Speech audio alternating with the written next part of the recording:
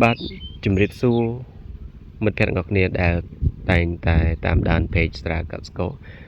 អញ្ចឹងថ្ងៃនេះថ្ងៃទី4ខែ2 2026ខ្ញុំបានមកទីតាំងស្រែតកួនដែលខ្ញុំបានដាច់ទឹកហើយបូមទឹកដាក់ថ្ងៃមុនអញ្ចឹងថ្ងៃនេះយើងបាន4ថ្ងៃហើយអញ្ចឹងថ្ងៃនេះខ្ញុំមកថតបង្ហាញពីតកតងជាមួយការវិវត្តរបស់វាបាទអញ្ចឹងដោយបងប្អូនឃើញសភាពវាទៅពេលដែលយើងផ្ដាច់ទឹកហើយយើងផ្ដាច់បាទបន្ទាប់ពីយើងផ្ដាច់ទឹកបាន4-5ថ្ងៃហើយយើងទៅចូលទឹកវិញយើងបាញ់ទឹកជីបំពន់បាទបាញ់ជីបំពន់ដែលខ្ញុំតែងតែរៀបរាប់ហ្នឹងហើយបូកជាមួយនឹងជីបាទលើបាយជីឥឡូវបងប្អូនឃើញសភាពវាចាប់ដើមចេញមកល្អហើយបាទនេះតាមជួរណាបាទអញ្ចឹងតកួននេះយើងអត់ទាន់បានមួយខែទេបាទព្រោះយើងដាំថ្ងៃទី11ខែ1 2026អញ្ចឹងវាខ្វះ9ថ្ងៃទៀតមិនបានអញ្ចឹងដោយតែខ្ញុំជម្រាបចុះនៅពេលដែលបងប្អូនធ្វើត្រឹមត្រូវតាមលក្ខណៈបច្ចេកទេស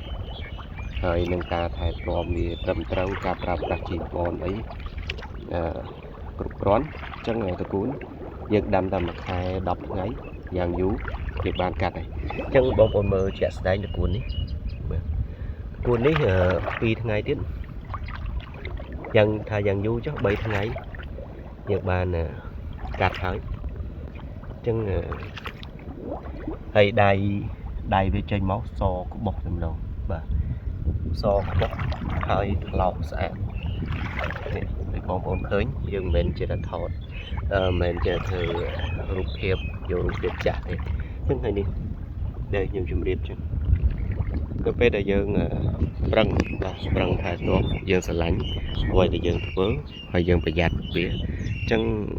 វានឹងឲ្យផលឲ្យយើងវិញបាទហើយបងប្អូនមើលសភាពតកួនវានៅវាឡើងខៀវប៉ុន្តែអត់ខ្មៅទេតាក់ទងជាមួយនឹងជីបំពន់វាអត់ដូចយើងប្រើគីមីទេកាលណាដែលយើងប្រើគីមីវាល្អខ្មៅអញ្ចឹងកាលណាល្អខ្មៅរោគ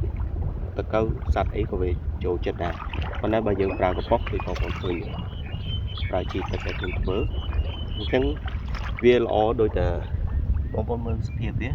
វាល្អដូចតែគ្នាទេប៉ុន្តែវាអត់ខ្មៅ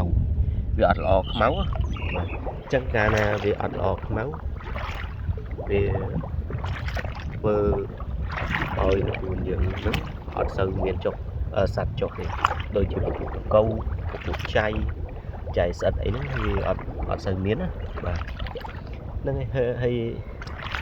ស្អាតមែនតើយើងដាំហើយនៅពេលដែលវាឲ្យផលហើយមានកម្លាំងមែនតើខ្ញុំគឺចង់តែមក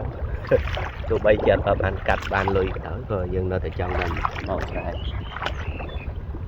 ហ្នឹងហើយអញ្ចឹងបងប្អូនឆ្ងល់តាក់ទងមួយបច្ចេកទេសឬក៏ចង់បានថ្នាំបំពន់បាទជីបំពន់តកួនអីបងប្អូនអាចតាក់ទងមកបានអរគុណច្រើនហើយជួបគ្នានៅវីដេអូក្រោយទៀត